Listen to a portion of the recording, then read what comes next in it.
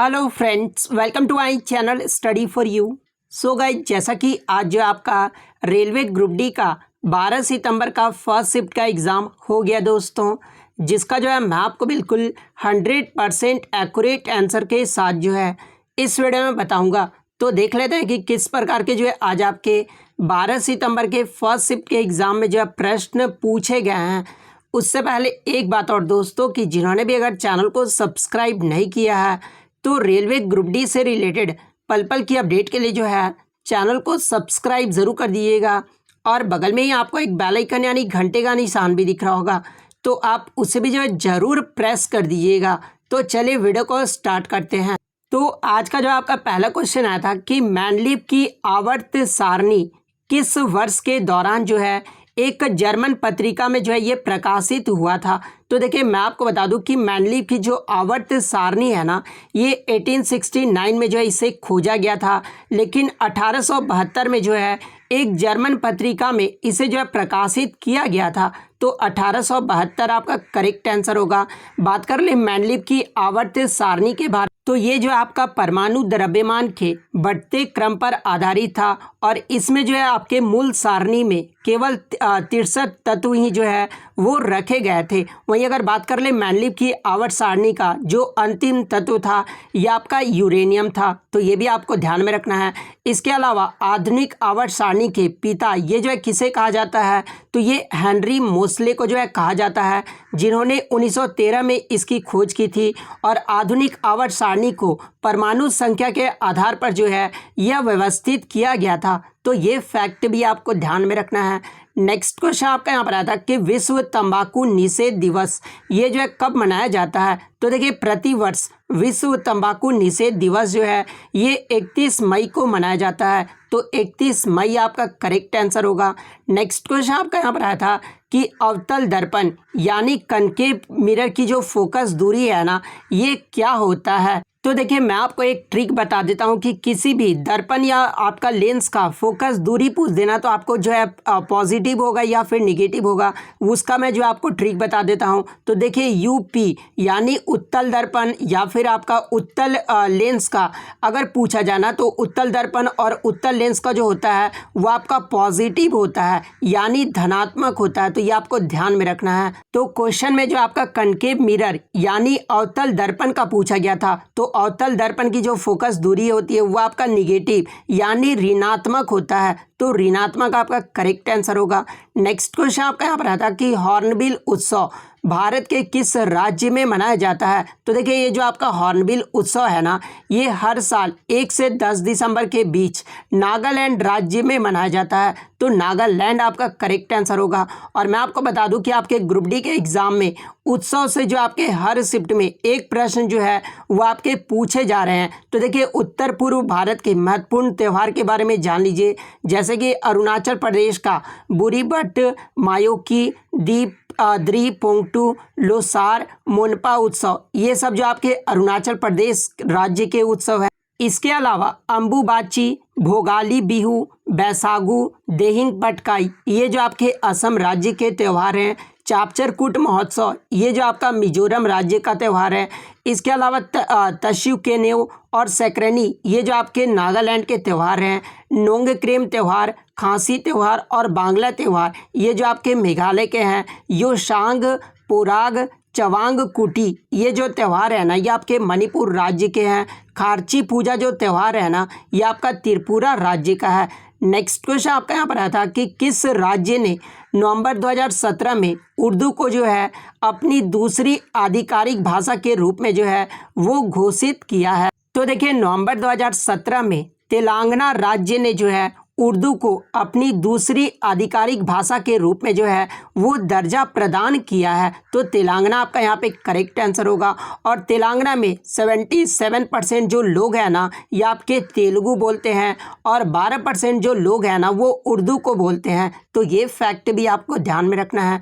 Next question आपका यहाँ पर आता है कि एक स्वस्थ मनुष्य 1 मिनट में जो है कितनी बार सांस लेता है। तो देखिए एक सामान्य व्यक्ति जो है हर मिनट में 16 से 18 बार जो है वो सांस लेता है, तो 16 से 18 बार आपका करेक्ट आंसर होगा। नेक्स्ट क्वेश्चन आपका यहाँ पर आया था कि कैल्शियम का जो है परमाणु क्रमांक पूछा गया था। तो देखिए कैल्शियम का जो सिंबल होता है वो Ca होता है और इसका जो परमाणु क्रमांक होता है वो आपका 20 होता है। इसके अलावा स्कैंडियम की बात कर ले तो इसका जो है स्कैंडियम का जो सिंबल होता है वो Sc होता है और 21 इसका परमाणु क्रमांक होता है। टाइटेनियम का जो आपका 22 परमाणु क्रमांक होता है। वेनेडियम का जो आपका 23 होता है। क्रोमियम का आपका 24 होता है। इसके अलावा मैंगनीज का पूछ ले तो 25 होता है। लोहा यानी आयरन जिसका सिंबल Fe होता है, इसका जो है 26 जो होता है वो आपका परमाणु क्रमांक होता है। कोबाल्ट का 27, निकेल का 28 और कॉपर का जो 29 और जिंक का जो होता है वो आपका 30 होता है। तो ये फैक्ट आपको ध्यान में रखना है। नेक्स्ट क्वेश्चन आपका यहाँ पर आता है कि इनमें से किसकी परमाणु त्रिज्या यानी एटॉमिक रेडियस जो है वो सबसे बड़ा है। जहाँ पे ऑप्शन में आपका लिथियम, ब्रोमीन यहाँ पे नहीं था, ठीक है। मैं आपको बता दूँ यहाँ पे जो आपका बेरिलियम दिया हुआ था, लिथियम दिया हुआ था, बेरिलियम दिया हुआ था, नाइट्रोजन दिया हुआ था और ऑक्सीजन दिया हुआ था। तो देखिए जैसा कि आपको पता है कि आवर्त सारणी में जब आप लेफ्ट टू राइट जाओगे ना तो परमाणु त्रिज्या जो वो क्या होता है तो आपका जो वो घटता है यानी डिक्रीज करता है। और क्यों घटता है तो नाभिकीय आवेश का जो मान है ना वो बढ़ जाता है, इसलिए आपका परमाणु त्रिज्या का जो मान है ना वो घट जाता है। तो लिथियम की बात कर ले तो लिथियम का जो परमाणु त्रिज्या है ना वो सबसे ज़्यादा होगा, तो लिथियम आपका करेक्ट आंसर होगा। नेक्स्ट क्वेश्चन आपका यहाँ पर आया था कि मौलिक कर्तव्य में कौन सा कर्तव्य जो है राष्ट्रगान की रक्षा के लिए है। तो देखिए मैं आपको बता दूं कि वर्तमान में आपके 11 मौलिक कर्तव्य हैं और ये जो आपके मौलिक कर्तव्य हैं ये आपके अनुच्छेद 51 क में है और भाग 4A में है। वहीं अगर 11वें मौलिक कर्तव्य की बात कर लें तो 11 मौलिक कर्तव्य में पहला जो मौलिक कर्तव्य है ना उसमें आपका बताया गया कि संविधान का पालन करे या फिर उसके आदर्शों एवं संस्थाओं या फिर राष्ट्रध्वज तथा राष्ट्रगान का जो है आदर करे। तो मौलिक कर्तव्य का 11 कर्तव्यों में जो पहला कर्तव्य है ना ये जो आपका राष्ट्रगान की रक्षा के लिए है, तो पहला आपका यहाँ पे करेक्ट आंसर होगा। नेक्स्ट क्वेश्चन आपका यहाँ पर आता कि मानव तस्करी व बाल श्रम प्रतिबंध ये जो है किस अनुच्छेद में है। तो देखिए मैं आपको बता दूं कि शोषण के खिलाफ अधिकार का जो अनुच्छेद है ना ये आपका 2 अनुच्छेद दिया गया है। एक तो आपका अनुच्छेद 23 और एक आपका अनुच्छेद 24 में है। और अनुच्छेद 23 में आपका बताया गया है कि मानव के दुर्व्यवहार और बालाश्रम का प्रतिषेध, ये जो आपका अनुच्छेद 23 में बताया गया है। तो यही तो आपसे पूछा गया था कि मानव तस्करी व बाल श्रम प्रतिबंध ये जो है किस अनुच्छेद में है। तो ये आपका अनुच्छेद 23, अनुच्छेद 23 आपका करेक्ट आंसर होगा।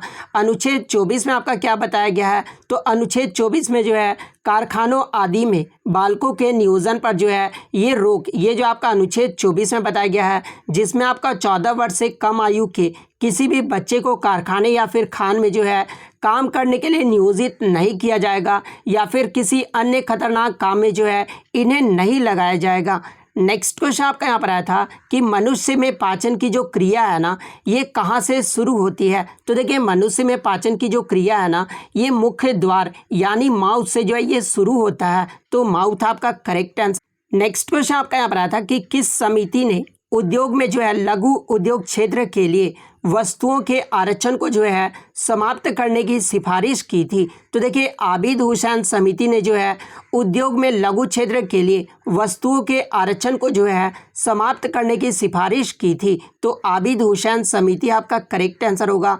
बात कर ले आबिद हुसैन समिति के बारे में तो देखिए इन्हें जो है 1988 में पद्म भूषण से सम्मानित किया गया था और वह एक जो है भारतीय अर्थशास्त्री हैं जिन्हें सिविल सेवक और राजनीतिक थे, जो कि एक आपके सिविल सेवक और ये आपके राजनयिक थे। और ये जो है 1990 से 1992 तक जो है ये आपके संयुक्त राज्य अमेरिका में भारत के जो है ये राजदूत भी रह चुके थे।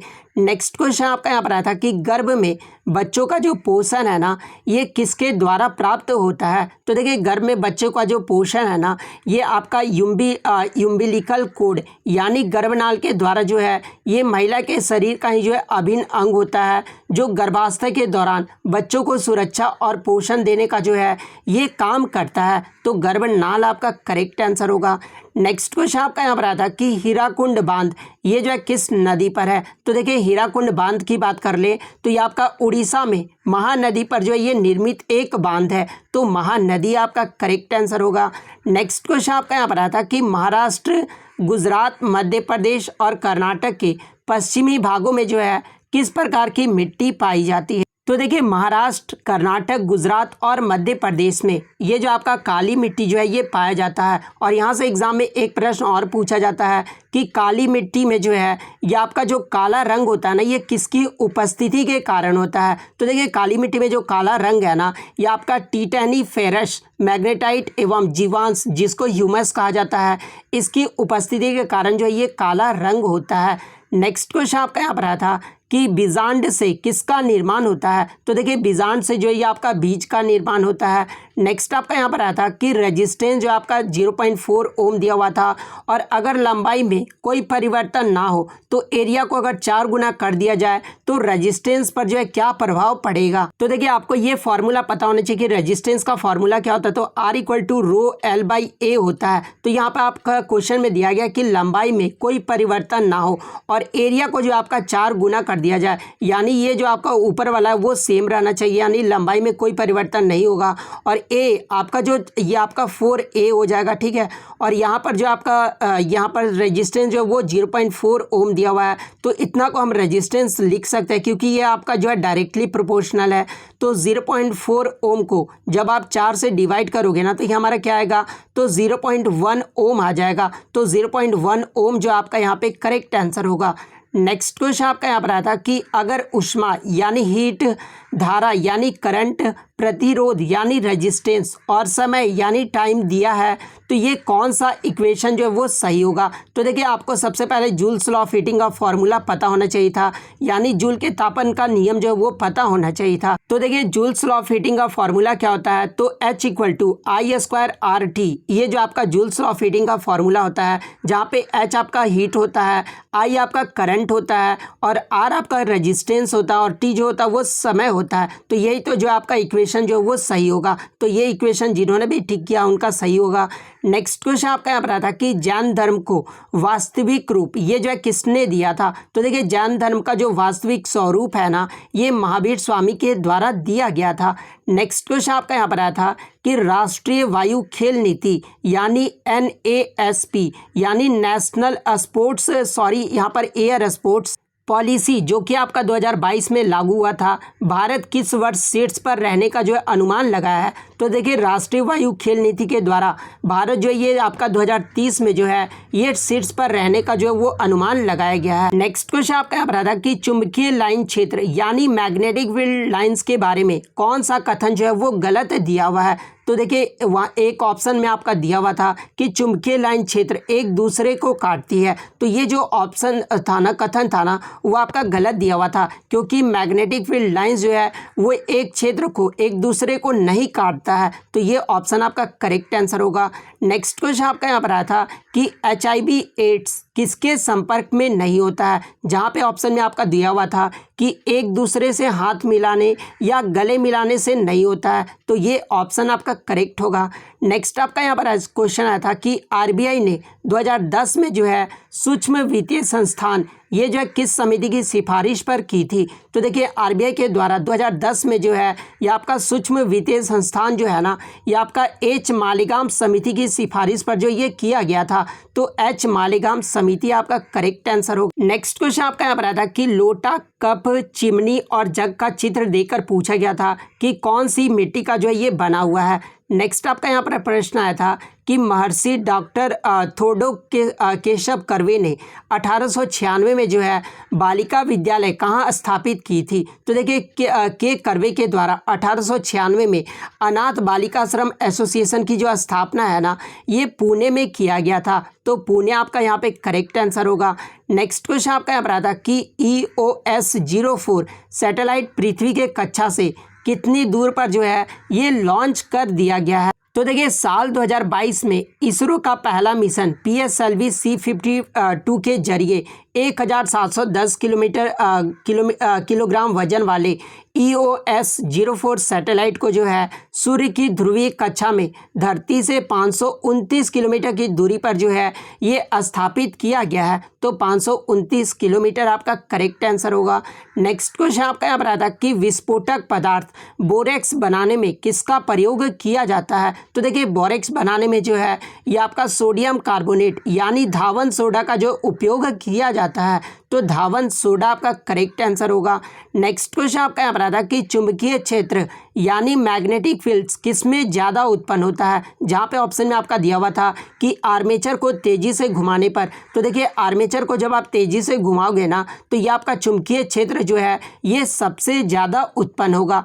नेक्स्ट क्वेश्चन आपका यहाँ पर आता है कि जनवरी 2022 में योनेक्स सनराइज इंडिया ओपन पुरुष एकल का जो फाइनल है ये किसने जीता है। तो देखिए योनेक्स सनराइज इंडिया ओपन पुरुष एकल का जो खिताब है ना ये लक्ष्य सेन ने जीता है। और लक्ष्य सेन ने किसको हराया था, तो सिंगापुर के लॉ किन यू को हराया था। तो ये फैक्ट भी आपको ध्यान में रखना है। नेक्स्ट क्वेश्चन आपका यहाँ पर आता है कि भारत में कौन सी पंचायती राज व्यवस्था है। तो देखिए भारत में जो है ये आपका त्रिस्तरीय पंचायती राज व्यवस्था है। तो त्रिस्तरीय आपका यहाँ पे करेक्ट आंसर होगा। और त्रिस्तरीय पंचायती राज व्यवस्था में आपके कौन कौन से आ जाते हैं, तो एक तो आपका ग्राम पंचायत, सेकंड आपका पंचायत समिति और थर्ड आपका जिला परिषद। ये जो आपके त्रिस्तरीय पंचायती राज व्यवस्था में जो है ये आपके शामिल है, जिसे वर्ष 1993 में जो है 73वें और 74वें संविधान संशोधन के माध्यम से जो है इसे संवैधानिक दर्जा जो है वो प्राप्त दिया गया था।